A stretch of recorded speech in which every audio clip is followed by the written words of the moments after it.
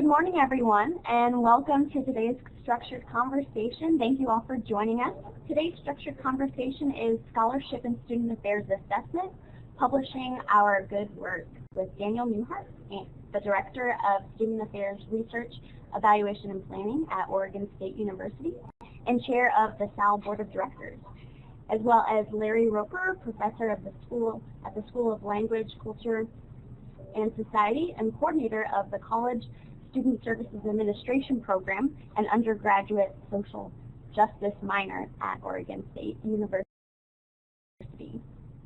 My name is Whitney Brown, and I will serve as your moderator today. And on behalf of the SAL Professional Development Committee, I thank you for participating in today's structured conversation. I also want to thank Dr. Newhart, Dr. Roper, and the SAL Professional Development Committee, as well as Shelley Pleasant and Margot Shelton-Sal from Northern Arizona University for their help in putting together today's presentation. A few logistics before we get started for those of you who are new to our structured conversation format. Feel free to adjust the size of your chat box on the left-hand side of your window so you can more closely monitor our conversation. I encourage you to join the conversation throughout using that chat window by sharing comments, asking questions, and providing feedback throughout today's session. There are also some emoticons that you can use here on the left hand under your name. There's a little smiley space for you. Hopefully you can see that there. You also can indicate if you've stepped away for the session using the step away buttons here. We're primarily going to be using the chat room for questions and comments, but if you have a microphone and wish to ask a question or offer a comment, just please raise your hand with the raise hand icon here. You should be able to see that my hand's raised now. And if I see your hand raised, I'll go ahead and turn on your mic. And one additional item, we will have some polls in today's session. So if you do hear a poll, you can go ahead and answer. You'll see a respond poll button. It looks like a little letter A icon under your name, and you can go ahead and make your selection there. So with those logistics, let's go ahead and get started with today's structured conversation. In today's SAL structured conversation, Dr. Larry Roper and Dr. Daniel Newhart will talk about the process of scholarship, taking a nuts and bolts approach for those interested in starting a process of sharing their work with audiences through the process of publication or through the process of reviewing articles, both essential in the world of scholarship. Larry and Daniel will explore practices that have helped each of them. Practical tips to overcome the standard pitfalls with getting involved with scholarship will be shared, as well as how the process of being involved in this way has helped both Larry and Daniel's practice. Finally, possible venues of where to work on publishing and scholarship with student affairs assessment will be highlighted, along with resources to get started in the process of reviewing. As a review of our objectives for today's structured conversation, participants will be able to get started in the publication or review process, identify possible venues for their work in student affairs assessment, and identify common pitfalls in the process of scholarship and name some possible strategies to overcome these pitfalls. So without further ado, I would like to introduce our discussion leaders for today. We have with us Dr. Daniel Newhart, who currently serves as the Director of Student Affairs Research, Evaluation, and Planning at Oregon State University, where his primary research specialties are mixed methods in research, specifically in higher education settings, both including an interest and specialization in qualitative and quantitative methods, as well as underpinning methodological understandings of these research paradigms. He is also interested in the larger project of inquiry in higher education, be it evaluation, assessment, or research, as well as the larger political context of these spaces of inquiry. Finally, Daniel is interested in novel approaches to the measurement of student learning inside and outside the classroom in higher education in the university context. Dr. Newhart earned both his PhD in education and MA in higher education and student affairs at The Ohio State University, as well as a BA in philosophy and psychology at Purdue University. In his spare time, he enjoys cycling and travel.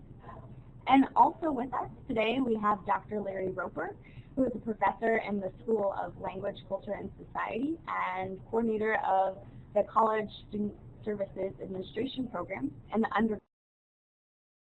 undergraduate social justice minor at Oregon State University. Previously, he served as Vice Provost for Student Affairs from 1995 to 2014. He has degrees from Heidelberg University, Bowling Green State University, and the University of Maryland. He has held numerous positions in student affairs, including Director of Housing, Associate Dean of Students, Coordinator of Multicultural Affairs, and Vice President for Student Affairs and Dean of Students. Larry currently serves as the Commissioner with the State of Oregon's Higher Education Coordinating Commission and as Chair of the NASPA Faculty Fellows Program. He served a 4-year term as editor of the NASPA Journal and 6 years as the Commissioner with the Northwest Commission on Colleges and Universities. So with that, I thank you again for joining today's conversation. Feel free to use the chat window throughout today's session, and it's with my pleasure that I turn the floor over to Dr. Daniel Newhart and Dr. Larry Roper. Thanks for joining us. Thanks for joining us all the way from thanks for the introduction. Thank you for a short time by just saying anything. And today we'll be talking a bit about sort of the publication process, trying to demystify it a little bit.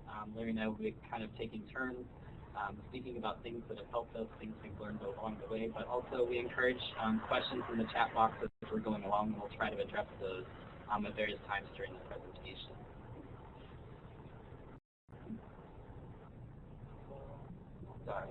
Okay, so what we're going to talk about a little bit today is sort of why even do this, why publish, sort of how do you get started, not just talking about, there's both the reading and writing part of scholarship and publishing, and then sort of what it means to be part of a community of scholarship, especially in this field in regards to assessment. And what we're going to start with is actually a poll to kind of determine where people are at in regards to publishing. And so if you could take a moment to sort of indicate where you're maybe at in regards to the A, B, C, and D on the screen right now. Let's see, give me a couple minutes to do that.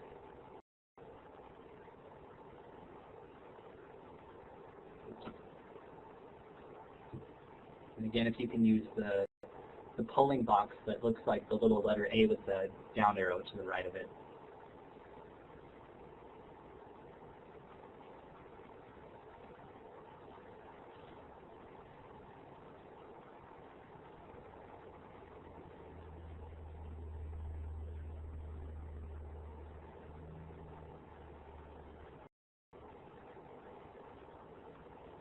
Maybe about 30 more seconds. I see some people just joined the room.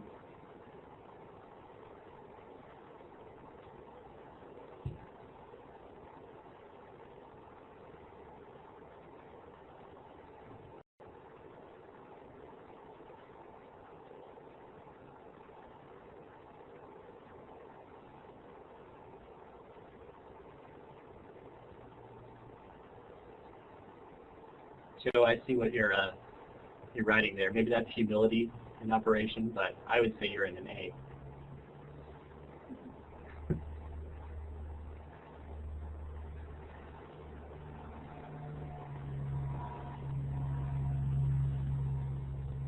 Okay, so it looks like we don't have too many well-known authors, around 0, and a lot of people that have written a lot of emails, but we have no one that's fearful of publication, which is also really good, and so we have a good sort of crew in the room. We will be talking a little bit about not necessarily fear associated with publication, but maybe some hang-ups and sort of pitfalls that people sometimes experience during publication. Okay. So maybe one of the first things to think about is sort of being discerning about where your voice is heard. One of the current challenges I think we have is social media. And that it provides lots of opportunities for your voice to be out in many different formats.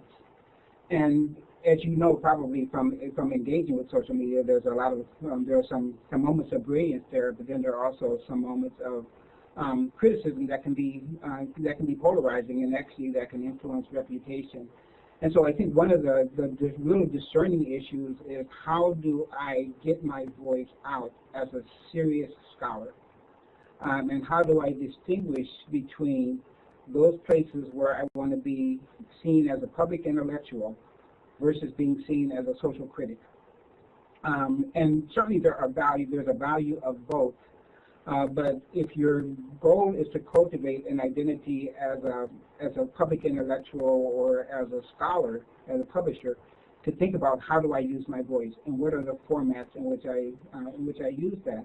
And certainly starting off with things like blogs where you can write where you obviously have the opportunity to write very thoughtful pieces that can get broad public dissemination is a great way to do that. But think also about other places where you may post things that can be stimulating in your thinking and that can begin to sort of germinate your thinking. So just want to leave you with that point of be thoughtful about where your voice is heard and begin to think for yourself, where do I want my voice to be heard and where might it make a difference? And that can lead into even what we might call sort of a true scholar practitioner identity, right? And so choosing where your voice goes, choosing where you speak, and this sort of thing can be related up into your values, sort of your skill set, your interest areas, etc. And so, without sort of a scholar practitioner people in the mix, we can talk all day about theory to practice, but ultimately who makes these theories, right? It's the people who sort of write about them and espouse these theories and, do research around them. Again, when we talk about practical application of research or even practical findings from research, obviously people have to do this research. But then we also need to be, talking about, not only is it theory to practice, but also practice back to theory. So who tests our practice? How can we be reflective about our own practice? How can we sort of make ourselves better when it comes to practice? And then, even talking about sort of good practices or best practices, depending on where you stand with those terms. Again, we have to be able to test sort of what good or practice means, right? And so how might it hold up in the scholarly community? How might it hold up outside of our universities? And again, that can sort of shape our identity as a scholar practitioner. I think the other opportunity that's present for many of us who are practitioners is to think about the work that we do on a day-to-day basis, that when we dissect it, and we think about the question that practice has answered, or the question that it raises, how do we take that and turn that into scholarship? So as you develop and implement programs, as you construct services, there are theories that underlie that. And the ability to take that and to translate that into a publication is the kind of work that actually stimulates further practice and further theory development. So think about your practice and think about how the application of that can be helpful in constructing scholarship and sharing with others. So obviously the first step is to get started, right? And so one of the best ways to get started is just sort of, kind of embed yourself in a community of practice, a community of scholarship, learn more about sort of, what it means to be a scholar, but also like, going to things where people are talking about scholarship, what's helped them. There are a lot of conferences that will have sessions about scholarly publishing and sort of publishing outside of traditional academia as well. Kind of looking at those things. I know I try to make it a point when I go to some of the larger conferences to meet with people, not only to learn sort of tips and tricks about publishing, but also to establish a network. I'll talk more about that in a minute. Obviously, in assessment reports, assessment work, things like that, I know from my own sort of practice, it's helped me to link what I'm doing in assessment to research.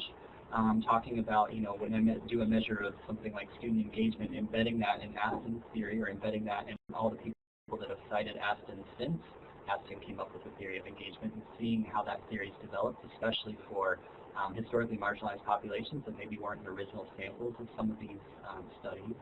But also, I think a lot of people might get hung up on sort of when I do publish or when I'm starting to publish, I have to sort of, it's all or nothing, right? And so I wanted to share this with you, and I don't know how many of you follow the, well, I'll say Bleep Academics Say, but it's not a Bleep Twitter account, but basically we sort of reached the these sort of moments where when we don't write, we just sort of feel this like we haven't done anything, right? And so what a lot of scholarship and actually psychology will talk about is not sort of thinking of it as an all or nothing, but thinking of, things in regards to motivation, right? So thinking about, rather than publishing, your entire article at once, taking it in chunks, right? So maybe, you've written a paper or an assessment report that would have something that might work for an abstract or something that might work for an introduction, and kind of taking parts of your outline rather than your whole outline.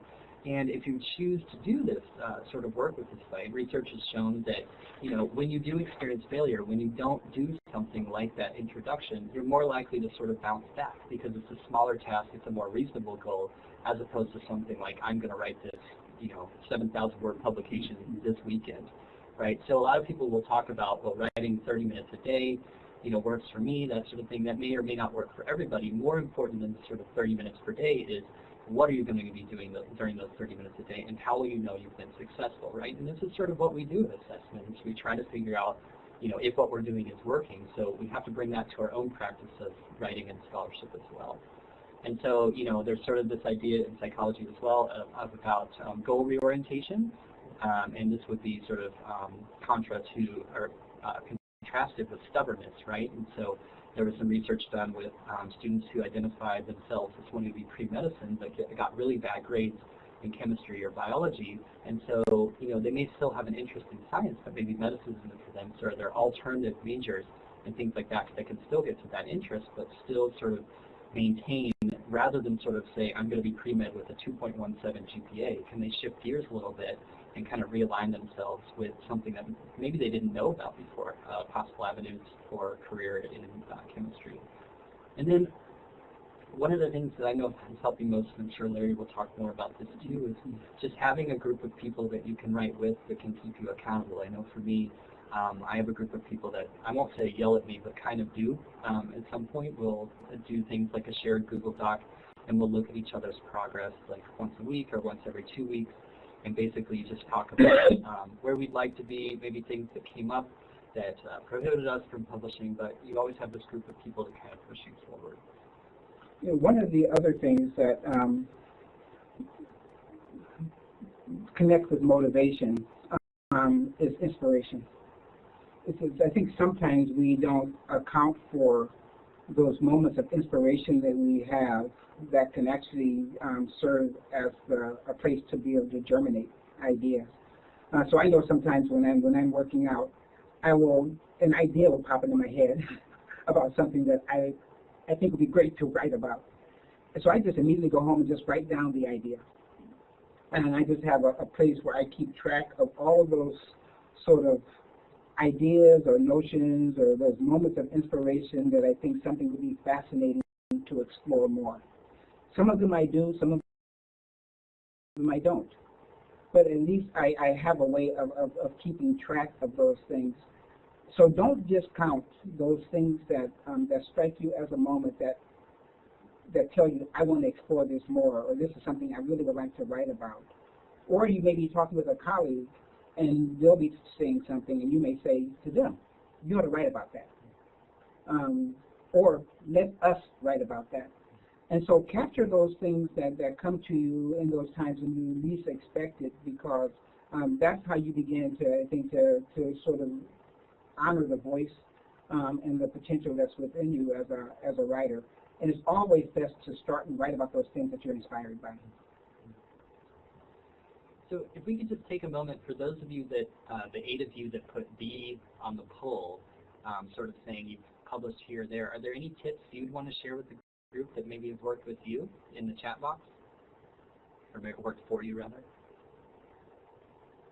We'll cover more tips later, but maybe there's something out there that we could draw from too.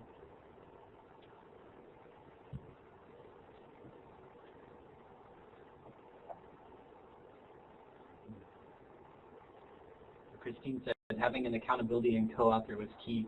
Christine, one question that actually we'll talk about a little bit later is how did you determine the order of authorship? Who was the first author, who was the second author?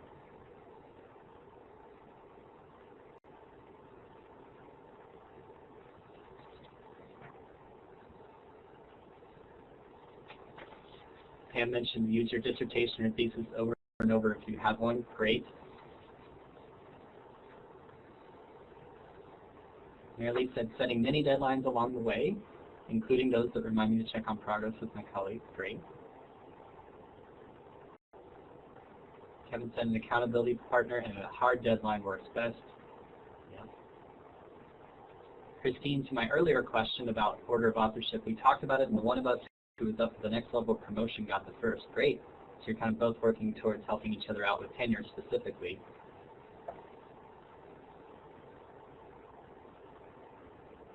Joe said making the time, and we'll talk a little bit about that later as well, and believing your content, your idea is worthy, and partnership can certainly help with both of these. Great. So Joe, did you find people who were also sort of inspired by your idea, as Larry was talking about?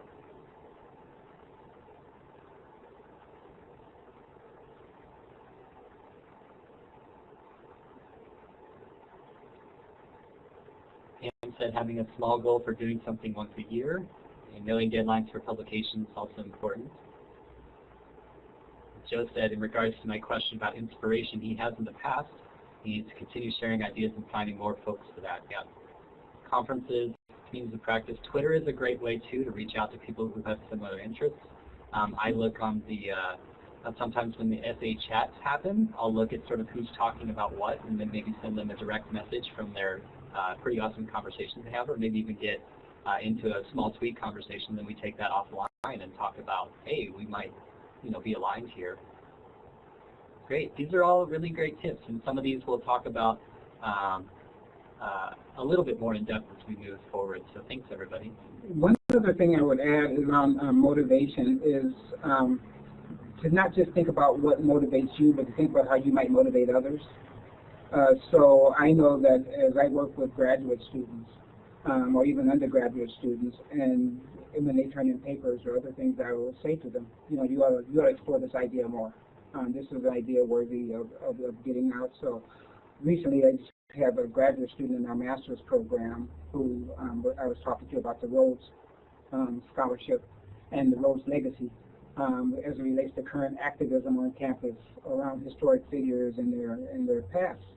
And suggested to her that was an idea worth writing, and it's going to be published in the Journal of College and Character in their next issue. Again, just because it was a good idea and it was something that was worthy of getting out. And so think about ways that you can also encourage others, as well as the kinds of things that might encourage you. So the next couple slides are going to be a bunch of tips, and if any of these tips resonate with you, by all means, sort of talk more about it in the chat box. I know for myself, I find leveraging technology really helps. So I use things like Mendeley or Zotero, which are reference organization sites, and I do this kind of because I really don't like writing bibliographies, and Zotero or RepWorks, things like that, they'll actually produce bibliographies for you in different types of formats. So for instance, I used to be a consulting editor on a journal that used the American Medical Association citation style, which is very different than, say, APA style, and I could just click a button and it would make a bibliography in that style rather than have to go through the process of learning a whole new citation style. Zotero, I think also, it's RepWorks, has an addition that actually goes into Microsoft Word called a write-in site. And basically what you do is, like if I were to cite one of Larry's articles, or if it was in the presence of bibliography, it would do a check to make sure that that article actually exists in the narrative body of the article. So you don't have to sort of check to make sure that your citations are actually present in your bibliography, because it does it automatically for you. I also use something like Zotero to organize just basically articles around content areas or themes or things like that. So if I'm writing something about mixed methods, I might have a mixed methods folder. And then the other thing I'll say too, and I know a couple of you have talked about this before, I use Google Scholar Alerts, which is basically forcing Google to do kind of a keyword search on certain topics. But before I set the keywords up, what I do is I do a search on those keywords to kind of test them. So for me, when I was doing research around mixed methods, for instance, I tried different permutations of mixed methods. Like sometimes people conflate the terms multiple and mixed methods. And so I actually searched for both and then actually ended up writing something that talked about why that distinction was very important, things like that. But I make sure that the Google alerts I get actually are related to keywords where things are going to show up. Did you want to add anything about that? No, one of the things that I was suggesting, one of the things we did early on, many of you are writing assessment reports for your campus, and one of the things I would suggest is develop a relationship with your campus library. So one of the things we did when we first started our assessment program and we began generating reports was to work with our library so that they would be cataloged in our library, and they would then have research report numbers, and they would be citable. So one of the ways that you can begin to have citations is with the reports that you're writing by having them be cataloged in your own library, and sort of starting home first is an easy place to start.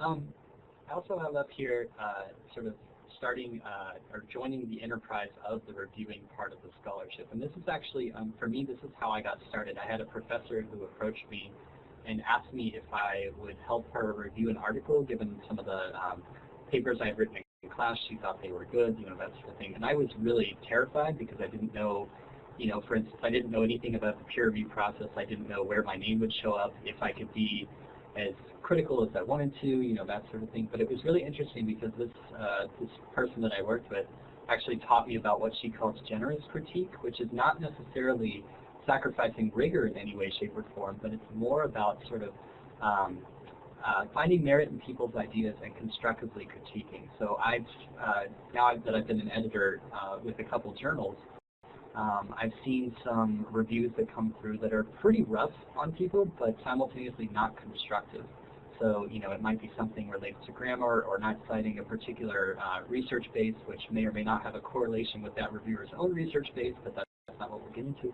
But I think what's interesting is that, what it doesn't do, those sorts of critiques, is move the work forward, which is kind of the point of scholarship, right? So even if you get rejected from a journal, or something like that, or you provide feedback that may lead to an editor rejecting from a journal, it's supposed to make your work stronger regardless. That's the point, part of the point of the peer review process. So for me, I actually found reviewing was really helpful because I could learn more about what publications look like, what maybe publications in the journals I worked for, what they were kind of looking for beyond just sort of the scope statements that are on every journal.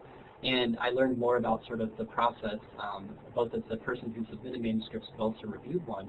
I learned, for instance, when an article was accepted without revisions, what that looked like, what a revise and resubmit looked like. And it was just really sort of cool and instructive to go along in that process. And I think it made me a better reviewer, but also a better writer.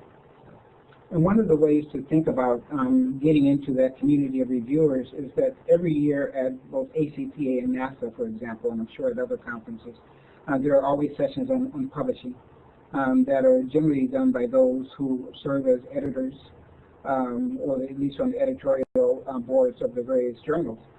My suggestion is to attend those, having facilitated those in the past, and make known your desire to be a part of that community.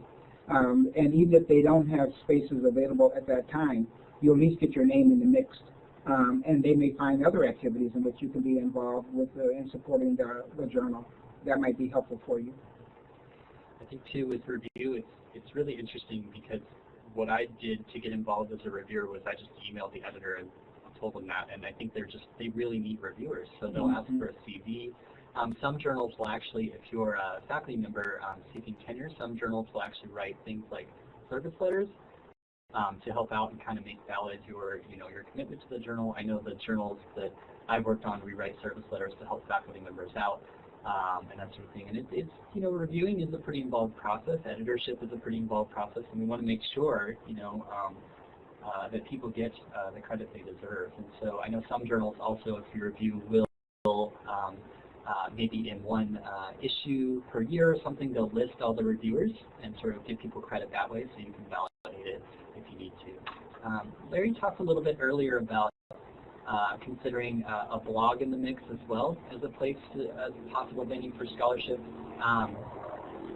I've seen some people in higher education publish on blog. I personally don't publish on blogs, but I know that it works really well for some people, and some people use the blog posts and the comments to actually grow up into an article. And what they'll do, some especially gracious people will give credit to the commenters as either co-authors or people in the acknowledgement sections that help them make the article better. I know also there are a variety within our field as well of community practice newsletters. So I know NASPA does an assessment, evaluation, research newsletter. I published in there once, and it was just a really cool experience because it wasn't a standard peer review experience, but rather I worked with the editors of that community practice newsletter to kind of take my research idea from the clouds back to, or down to sort of a more practical and tangible level, which was really helpful. No, I think that's very helpful. In fact, that's where I first started. My first writing was years and years ago when they still had commissions within ACPA and Commission 3 on the residence halls. I agreed to sort of do some national surveys of some perspectives and then to write them up. And it was sort of that first survey analysis and presentation that was sort of the first pieces that I ever wrote as a young professional. So I think those are very helpful ways of beginning to get your ideas out, as well as to collaborate with others. Then the last tip for this slide at least is to not necessarily aim for the highest impact factor journals. I know that sometimes that's tempting. I know when I first wanted to publish for my dissertation, I was like, well, I'm going to go for Educational Researcher, which is ARA is one of their premier journals, and that sort of thing. And I think my manuscript and my own writing needed some work before I could sort of submit to that. I was pretty young in my publication career. I was a little bit sort of, I would say, cocky about it and that sort of thing, and I ended up writing through other journals that actually gave me better feedback. And so eventually I hope to publish in a journal like that. But at the same time, I want to make sure, and this goes back to what Larry was saying, I want to make sure to be discerning with my voice who reads Educational Researcher versus who reads sort of the scholarship related to assessment that maybe the other places I'd want to publish. Does it make sense to actually publish in Ed Research? Okay. Some more tips, and this kind of goes without saying, but it's kind of nice to know. Obviously, the journals wouldn't exist without you. I mean, I'll just leave that statement there with a period. I think, this is how scholarship works, is people have to contribute to it. I think, one thing I've learned is, getting smarter about who's done this work before me and who's doing work related to this. It's really helped me sort of think about, my own work, what my citation trails look like, who I'm citing, and why. I always remember that I may have written longer papers than a publication in my graduate or undergraduate experience.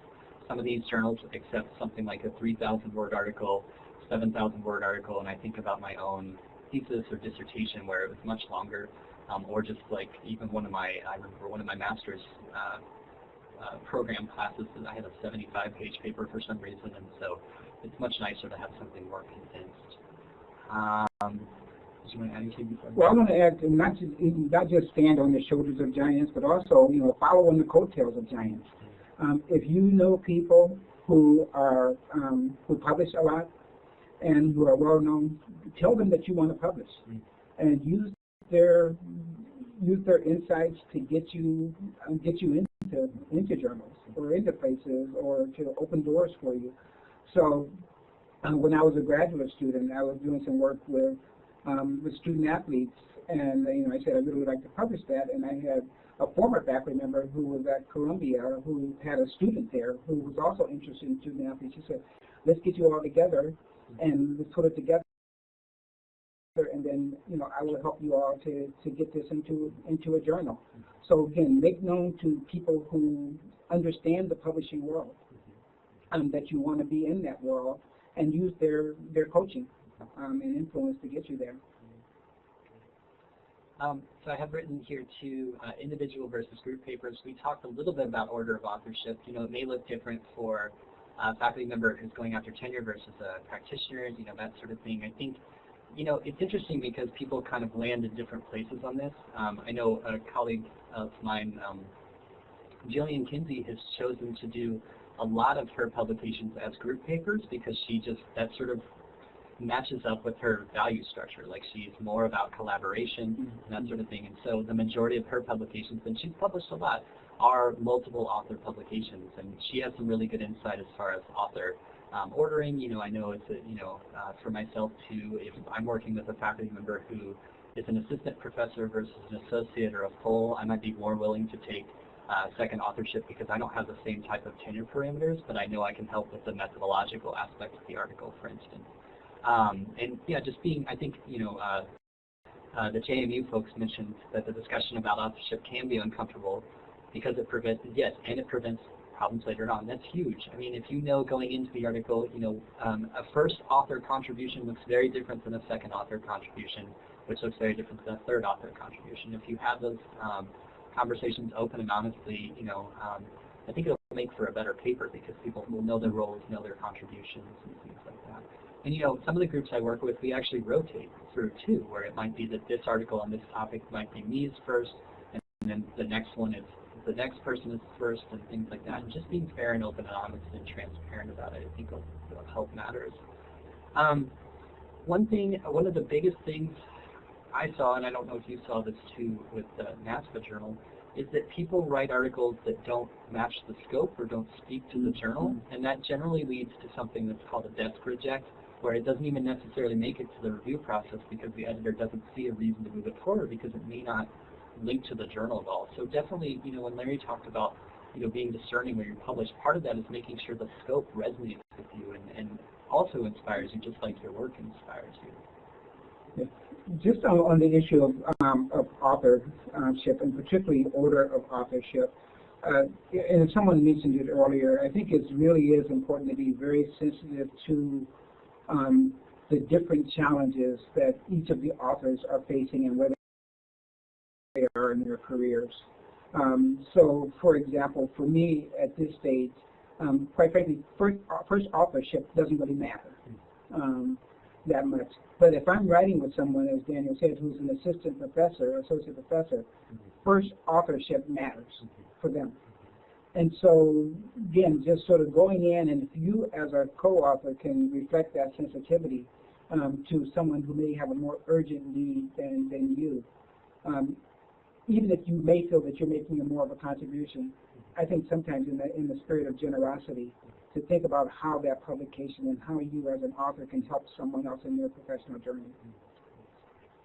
And I want to point out something Kevin said too that's a really good point. When we talk about scopes, he mentioned letters of inquiry being helpful, and I totally agree. You know, if you aren't sure about whether your article kind of fits a journal, take a moment to write an email to the editor to say, does my article, does this topic sort of fit the interest of the journal? It's a good way to kind of gauge interest, and I know some publication venues specifically about campus actually encourages that to see if it'll kind of fit with the issue themes, kind of fit with their goals. I know since Frank's taken over the editorship, he's really interested a lot in sort of narrative versus sort of standard ways about campus has happened in the past. And so, you know, it's really helpful. And I know, at least for me as an editor, like I really appreciate when people take the time to do that. And I think the other thing is sometimes is, when I served as an editor for the NASPA journal, I would have people occasionally who would send me their article, not as a submission, but for coaching. And to ask if I could just review it to see what suggestions I would make prior to submission so that they wouldn't go through the rejection or the review process. And to do that, find people in your life who can do that for you, who can help you do that initial coaching around your writing prior to submission so that you can maybe get that reaction before you get a reaction from the journal editors. And I found too some of our, and I don't know if this is similar on your campuses as well, but some of our campuses even have writing centers that are willing to help out faculty. I found that really helpful too, because sometimes I get so in my head that I can't see outside my own arguments, and having somebody look at it from a fresh eye, not just for grammar and spelling, but more for logic and flow, is also really helpful. And I know we have a writing center here at Oregon State that will help with that, and it's specifically, I mean, they advertise very openly about helping junior faculty, being available for junior faculty. One other thing, and kind of I know the Journal of College Student Development does this, for instance, Book reviews are always needed. There's a lot of books coming out, things like that. People really, really appreciate scholarly book reviews, and it's a great way to get your feet wet. Scholarly book reviews are generally reviewed in a different way than sort of the standard double-blind peer review process. You can also do kind of, as Kevin was mentioning, a letter of inquiry where you can ask the journal, would this book review be helpful? Does this book review resonate with the scope of the journal? Would this be worth our time? And I know a lot of people have had success starting there, or they'll, if you're reading the book anyway, why not do a scholarly review and connect it to the other points of your practice? It just makes sense.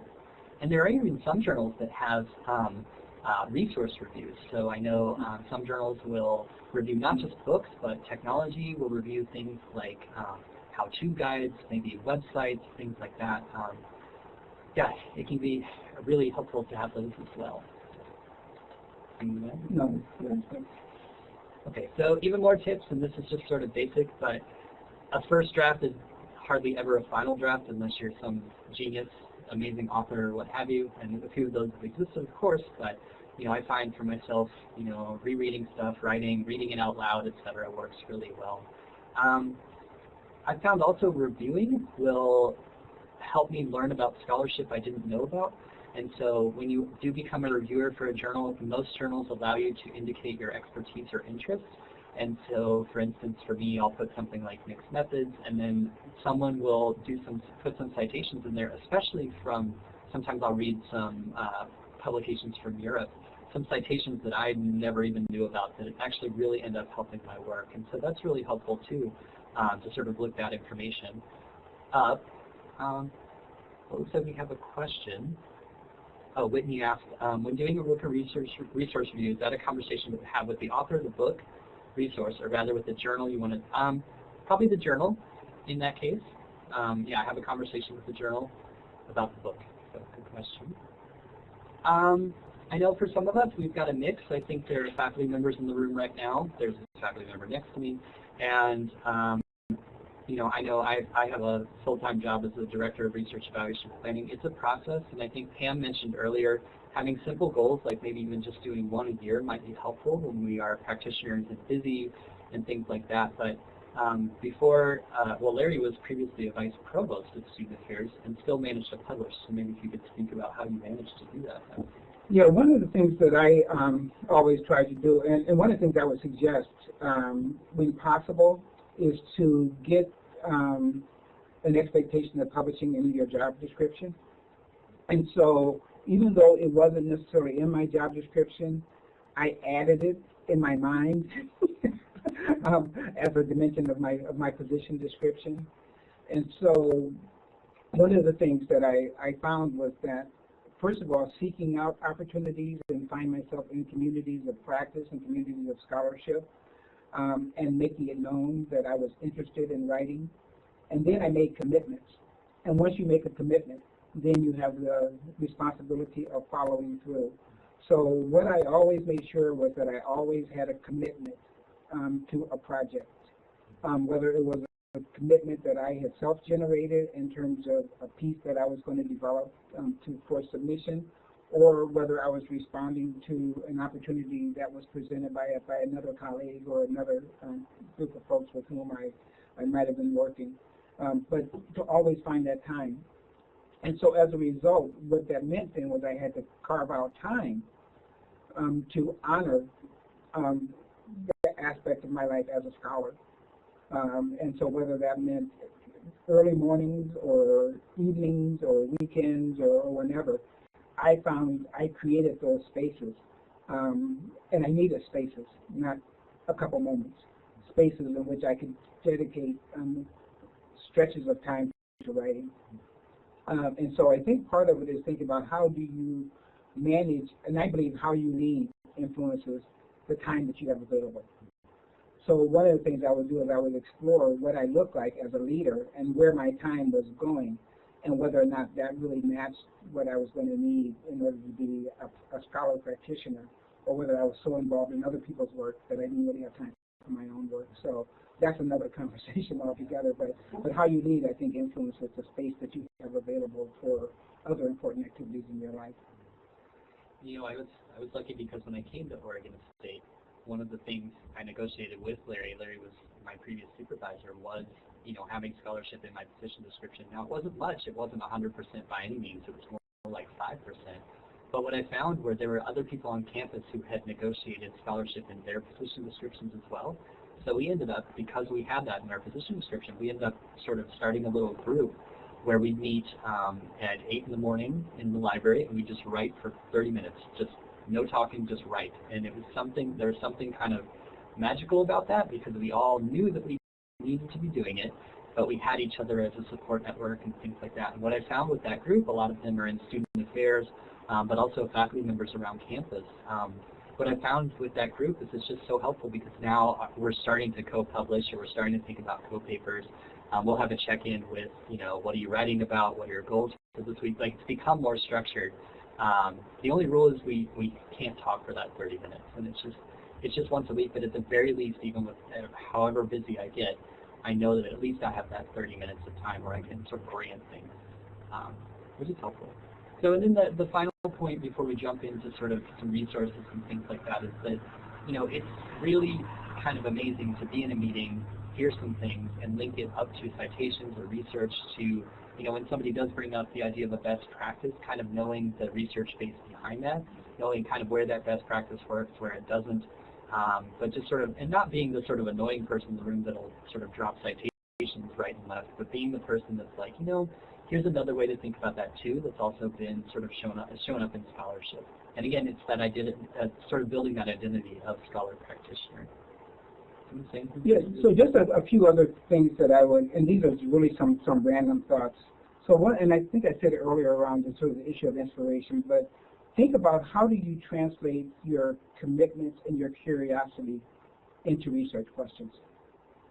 And so whether that's a curiosity about practice, or whether that's a sort of curiosity about institutional practices or whatever, think about how do you translate that. When you do conference presentations, think about those as being outlines for writing. And how do you translate the topic of a conference presentation into a possible article?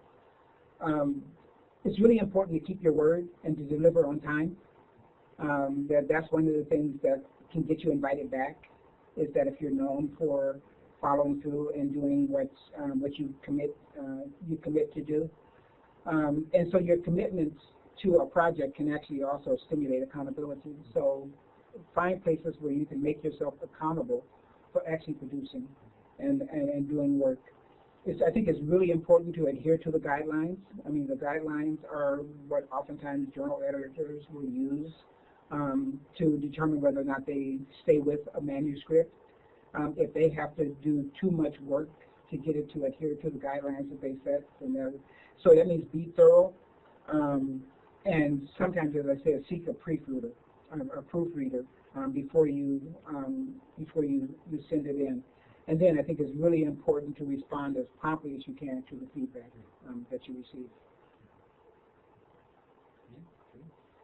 We're going to share a couple resources. Actually, before I jump into this, if you are interested in becoming a reviewer, there's some really helpful books out there. There's actually, I think there's one by Jones, Torres and Arminio, called Negotiating the Complexities of Qualitative Research in Higher Education. Super helpful as sort of a methods guide if you're not sure about qualitative methods.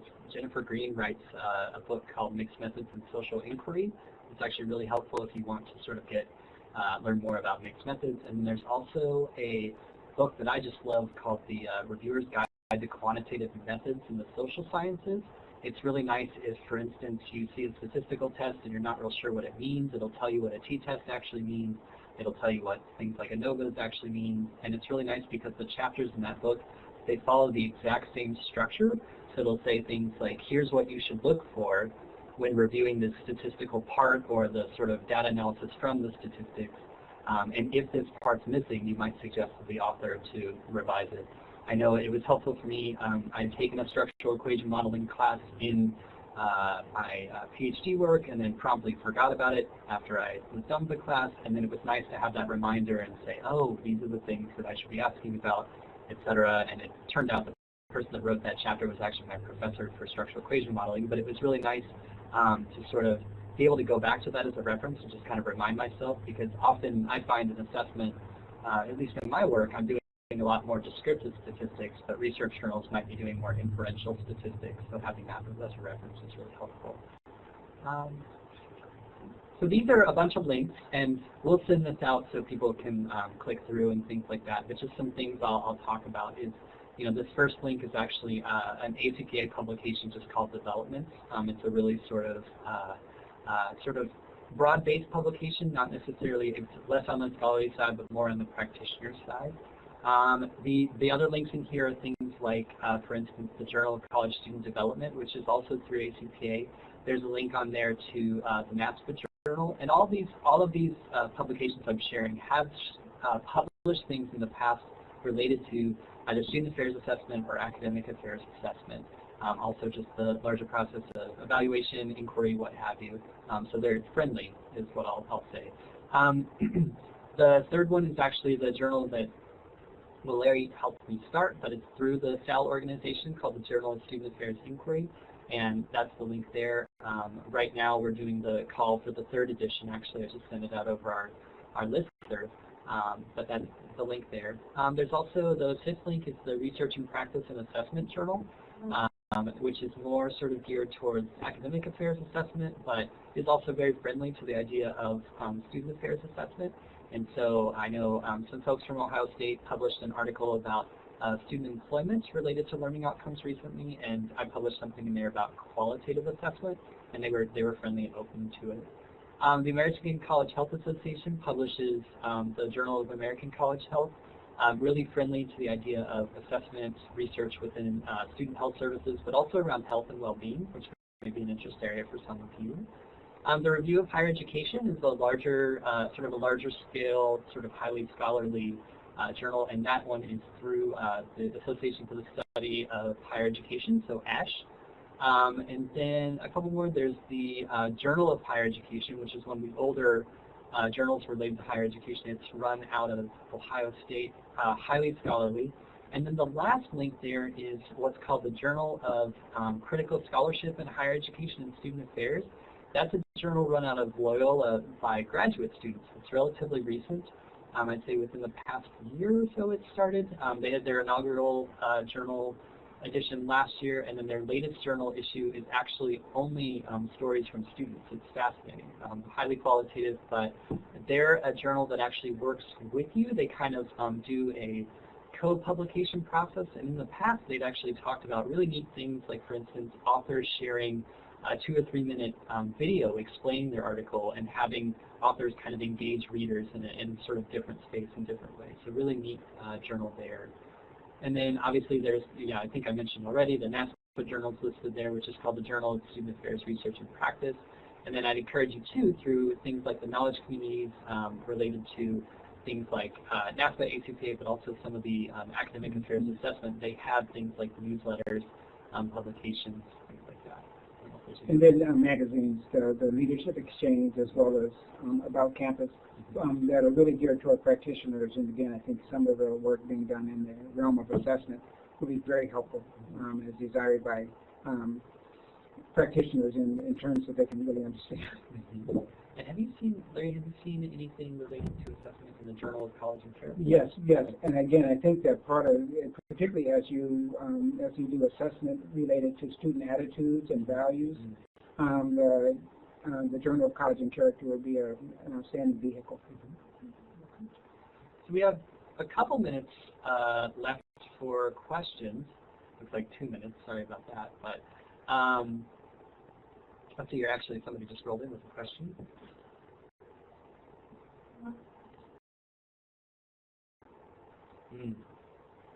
Yeah, so that's a good question. Somebody's asking about how close should research questions align to the topic.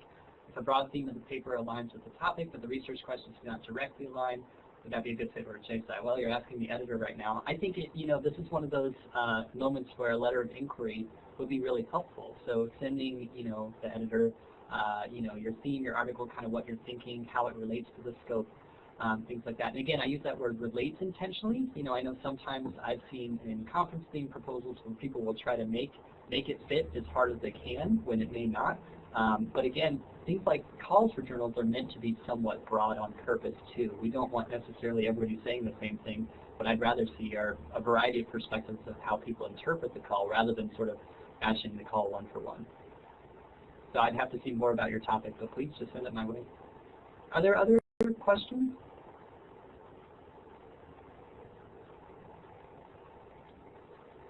No, 1 minute.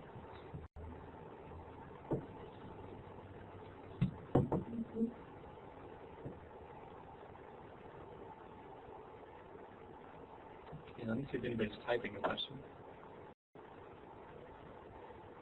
Oh, that's right. Yeah, thanks, Joe. Joe just mentioned that Colorado State and the University of Vermont also have graduate school ran journals for student affairs. I'm not sure what they're called, Joe, but I can look up the links and send those out with these links. Is that Vermont? Yeah, Colorado State, I think, is the final student journal. Okay. Okay, so Joe said CSU is the Journal of Student Affairs. Journal of Student Affairs. And then I'm not sure what the Vermont one is. Oh, and then Kevin asked for the titles of the books I mentioned. Yeah, I can send those out to you, Kevin.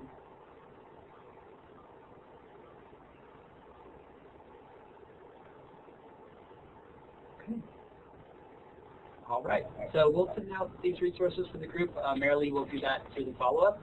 But otherwise, you're all set. Thanks for joining us today. Thank you again, Daniel and Larry, for serving as our leaders for today's structured conversation. And again, thank you to the Professional Development Committee, Marilee Demeter, and Shelley Pleasance for their help putting today's conversation on. A recording will be sent to everyone following today's session. And also as an FYI, we are taking a brief hiatus from structured conversations for the summer, but please stay tuned for information on registration for our fall structured conversation series. And I hope everyone has a great summer, and we'll connect with you all soon. Thanks everyone for joining us.